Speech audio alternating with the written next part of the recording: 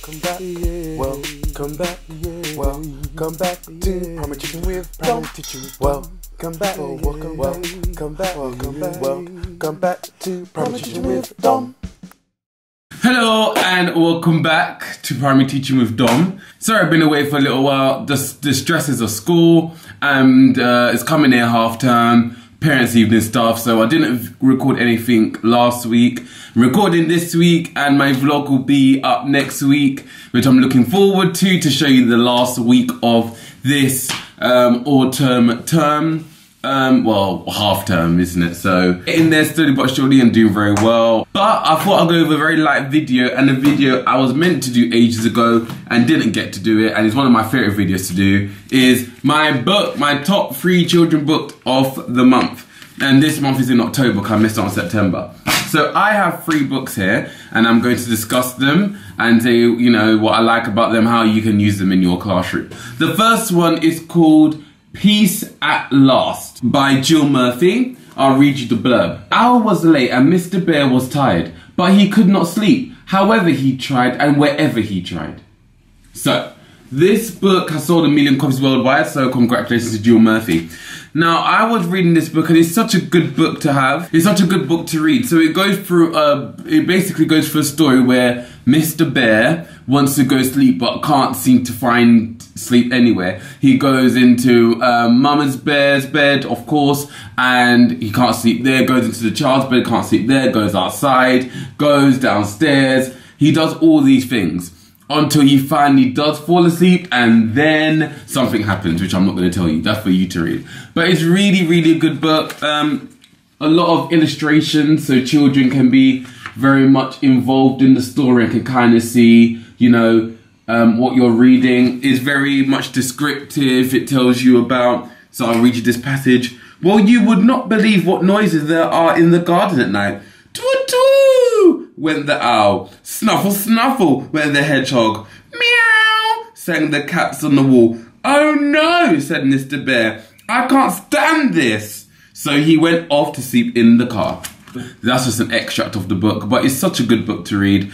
You could use it for any year, to be honest, and you can kind of make this, if you want to make it to like a descriptive kind of story where the children are given like, I don't know what you call it, a beginning, middle and end, where they say how Papa Bear started, in the middle what he did and what he did at the end to go to sleep finally. You could do it as a letter to Mr. Bear to tell him how he could sleep better next time. All those kind of things you can use.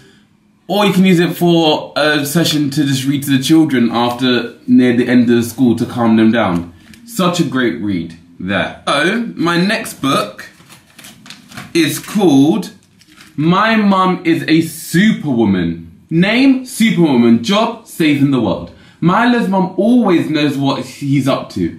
How does she know what he's doing? There can only be one answer. She must be Supermum. So this book is actually really interesting. I really did enjoy it. It's basically about a child who thinks his mum is Superwoman because she always knows what he's up to. How does she know? How does she know that he's stealing crisps? He's putting crisps underneath his jumper. How does she know that he's using a saucepan outside? Let me read you a bit of the story. So it goes. On Monday, he was wrestling with a giant sea monster when Mum shouted from downstairs, Milo, sit down in the bath. How does she know what he was doing? On Wednesday, he was brewing up spells in the mountain cave to defeat a powerful wizard when Mum yelled from the kitchen, Milo, don't use my saucepans in the garden. How did she know that he had them? Yes. So it always goes on with that. The boy does something and the mum finds out all the time, and then he's always like, how does she know? So it goes through phases where he does different things just to test if his mum is Superwoman. And one thing he does, he goes into a closet and hides there, and his mum doesn't actually notice that he's there, but little does he know that his mum is actually being Superwoman and saving a granny who's fallen over. So he then doesn't believe that his mum's a Superwoman after that. He's like, well, she didn't know I was here. Until the end that something happens for you to read. But it's such a good read as well. It's for children. I would say it's for younger children. I wouldn't go anywhere above like year 3, year 4, 5, 6 kind of level. But definitely reception year 1, possibly year 2 on a very good day. It's just really good read for children, especially at the end of the day, for them to have that they can even take home. And some of them might think their mums are Superwoman anyway. So it's just a really good reality book for children. This is by Julia Donaldson and Axel. Oh, I'm always bad at saying the name. Scheffler?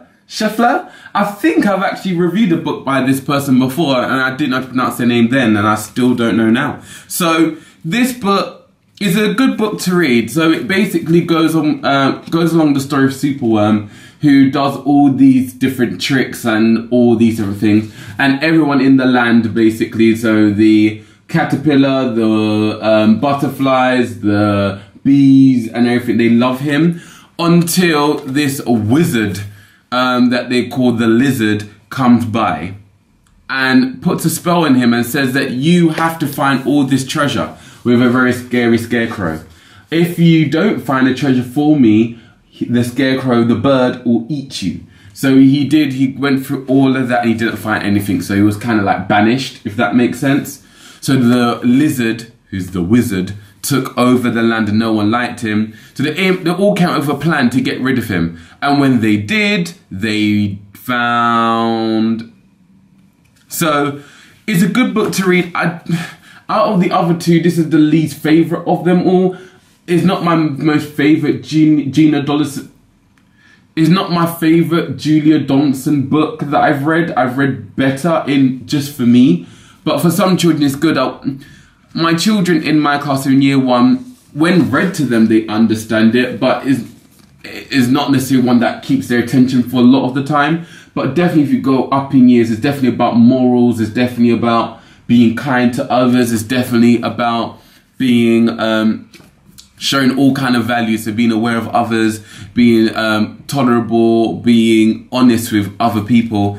It's all the different things. So you can actually have that as a PHSE lesson where you kind of read the book beforehand and get to sit down and talk about what did you learn about the book, why don't you do this to people, and so on. So it's a good book for lessons. So if I was to give this an enjoyability factor, I would give it about 70% out of the 100. For this one, enjoyability factor, I would say that I would give this 85%. Peace at last, because I can relate to that. I really want peace. I would rate it about 90% enjoyability factor. These 3 books, they're really good. Really good read. Thank you for watching. Please do watch this previous video. Go on. Go watch it. It's alright. Go on. Give it a click. Like, comment and subscribe as well. And I shall see you in the next one. Bye.